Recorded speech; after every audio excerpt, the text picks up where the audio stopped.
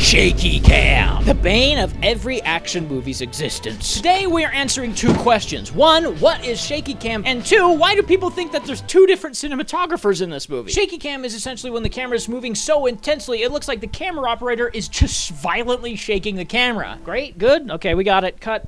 The idea behind Shaky Cam is that it looks violent, so the audience registers it as the action itself being violent. Using the camera to emphasize a scene is a must, and often filmmakers use Shaky Cam to make a fight look more vicious than it might actually be. In fact, they frequently add digital shakiness in order to make it seem more visceral. Or even better, you can use it to hide terrible talent or lousy fight choreography. However, if you use it too much, it becomes incredibly tiring for your eyeballs and your brain. Like when your niece is running around the apartment and you just don't have the energy to get up and stop her anymore. Is this supposed to make me not want to kill myself? We simply can't see or enjoy what's happening on screen because it's so shaky. Then you pair this with excessive close-ups, and man, it's impossible to see what's happening. But how does this apply to Monkey Man? If you put more than 2 pounds of pressure on that screw, it would bend and you couldn't take it out.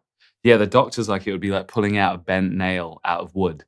And it would just ruin the bone. A broken hand, 2 broken toes, a torn shoulder, and even an eye infection. These are just a few injuries sustained by director and star of Monkey Man, Dev Patel, who is a black belt in real life, so he's clearly talented. But if you're actually talented, then why use Shaky Cam? And why are people saying this film is worse because of its camera work? Monkey Man unfortunately commits the unforgivable sin of Shaky Cam. As much as I love the film, even I can admit that the few fight scenes we do get in the first half feel like they got Shaky Cam. The editing is fast-paced, and the camera can be quite abrasive, making for a jarring experience. However, it seems to disappear later in the film, like a fart in the wind, bringing a lot of people to ask the question, why is it so different in the first half than it is in the second half? The second half, I don't know what happened, but they filmed like the last 30 minutes of action in a pretty different way, like almost entirely different. It's like they had a whole different camera crew come in to shoot those sequences. This brings me to Film Criticism 101. A really good rule of thumb is when you're confused in a movie is just to play like you're a child and sound it out. So let's do that. In the first half, Patel is an angry man who is driven to avenge his mother's death and moves up in the world to kill the corrupt police chief who did it. That's his one motivation. That's his reason for being. He then fights said police chief in our classic Shaky Cam midpoint fight sequence. He loses, proceeds to run for his life, and is shot before falling into a river. Much like Kung Fu Panda 2, actually.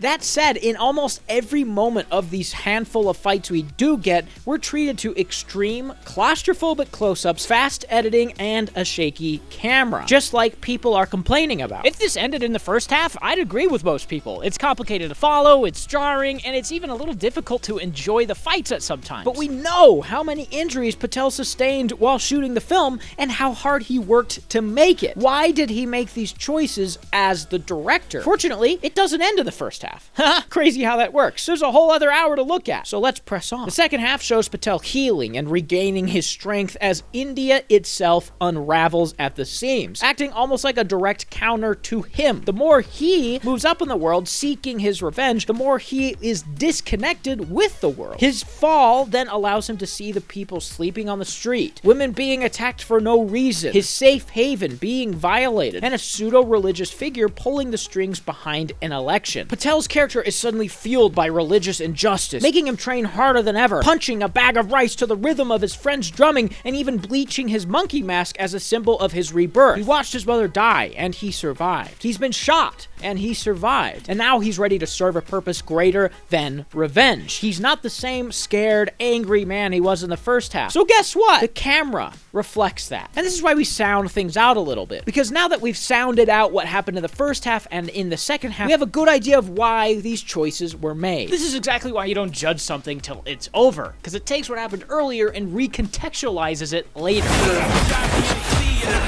So the camera work in this case is recontextualized too. It should be a tool to emphasize a scene, and Patel does just that. His character has a new purpose, training, and life that changes the camera work. He changes into something more confident and smooth, and so does the camera. I mean, look at the difference. He can barely hold a gun steady when he first confronts his mother's killer, but the next time he meets him, he's confident in his purpose and doesn't hold back. So naturally, the camera reflects that. If you had a character who is not a great fighter, who's unconfident, and who is scared, scared, how would you shoot a fight with him? Likely, you would turn to quick editing and handheld camera work to point out that he's only kind of okay at this. But when he is good, and when he is driven, we can pull that camera back, giving the audience a more comprehensive look at the scene. We can also give the audience breathing room in between edits. Even better, we can steady the hand behind the lens so the camera is smooth and easy to understand.